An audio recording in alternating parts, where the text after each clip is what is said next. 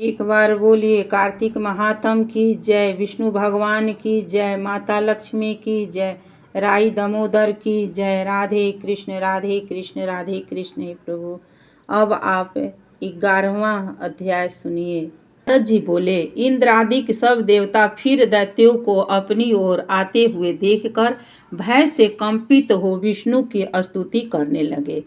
देवता बोले, आप मत्स्य कूर्म आदि नाना स्वरूपों से भक्तों के कार्य के लिए उदित और दुख को दूर करने वाले हैं। आपको नमस्कार है।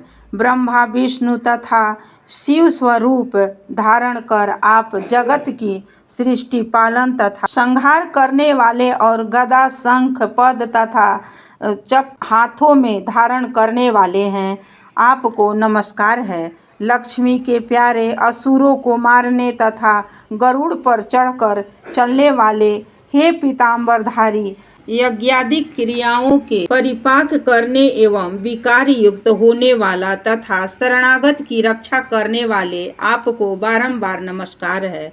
दैत्यों द्वारा तापिक मनुष्यों के दुख रूपी पहाड़ को ध्वस्त करने के लिए वज्र रूप तथा शेष नाग रूपी शया पर सोने वाले और सूर्य चंद्रमा रूप 2 नेत्र वाले, आपको बारंबार नमस्कार है। जो मनुष्य इस संकट नाशक, नारद बोले, जो मनुष्य इस संकट नाशक स्तोत्र को पढ़ेगा वह हरि की कृपा से शंकादिक पीड़ित न होगा।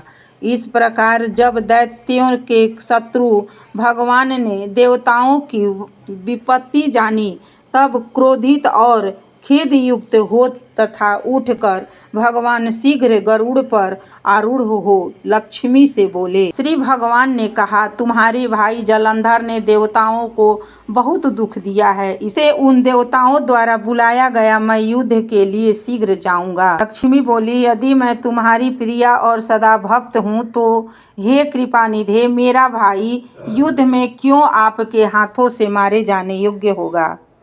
श्री भगवान बोले, रुद्र के अंश से उत्पन्न होने और ब्रह्मा के वरदान तथा तुम्हारी प्रीति से यह जलंधर मेरे मारने योग्य नहीं। ऐसा कहकर गरुड़ पर सवार शंख चक्र गदा नंदक खड़ग को धारण किए भगवान जहाँ देवता स्तुति कर रहे थे वहाँ शीघ्र पहुँचे। इसके अनंतर अरूढ़ के अनुज गरुड़ के प्रचंड पंखों के पवन से पीड़ित और बादल से उड़ाए गए दैत्य आकाश में मेघों के समान उड़ने लगे।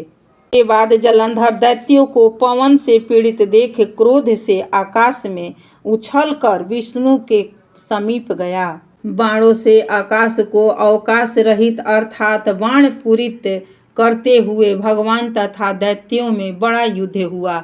विष्णु ने अपने बाणों से दैत्य के छत्र, धनुष और घोड़े काट दिए और उसके हृदय में भी एक बाण मारा। तदंतर वह दैत्य गदा हाथ में ले अति शीघ्र उछल गरुड़ के मस्तक पर प्रहार कर उनको पृथ्वी पर गिरा दिया। विष्णु ने हंसकर उसकी गदा को अपने खड्ग से काट डाला। तब उसने विष्णु के हृदय में एक इसके बाद वे दोनों बलि बाहु युद्ध और मल युद्ध करने लगे।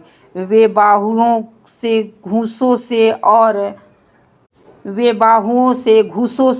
और घुटनों से पृथ्वी को शब्दायमान करते हुए युद्ध करने लगे। उन दोनों ने बहुत देर तक सुंदर युद्ध किया। तब प्रतापवान विष्णु मेघ के समान गंभीर वाणी में दैत्यराज से बोले। विष्णु बोले, हे दैतेंद्र, तू वर मांग, मैं तेरे पराक्रम में प्रसन्न हूँ। यदि तेरे मन में कोई इच्छा हो मैं दूंगा। जलंधर बोला, हे भगनीपति, यदि आप प्रसन्न हैं तो मुझे वह एक वरदान दीजिए। आस करे मुझे वर दीजिए, वह यह कि आज आप मेरी बहिन अर्थात लक्ष्मी जी और अपने गणों समेत मेरे घर में वास करें। नारद बोले, यथास्तु।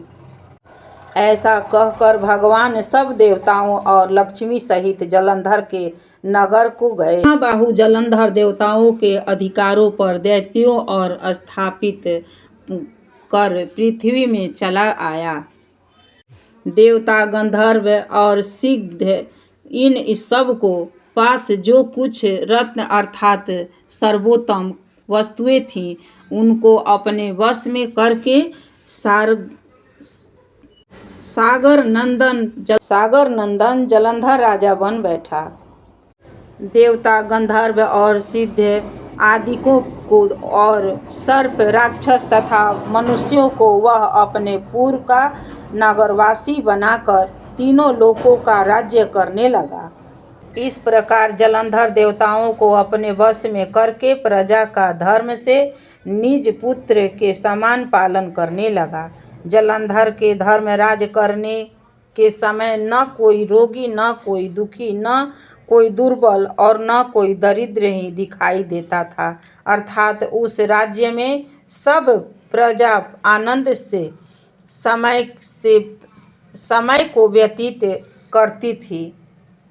उस राज्य में सब प्रजा आनंद से समय को व्यतीत करती थी। नारद मुनि कहते हैं, इस दानवेंद्र के धर्मराज करने के समय उसकी राज्य लक्ष्मी को देखने और विष्णु को सेवा करने की मैं वहाँ एक बार गया। उस दानवेंद्र के धर्मराज करने के समय उसकी राज्य लक्ष्मी को देखने और विष्णु की सेवा करने को मैं वहाँ एक बार गया।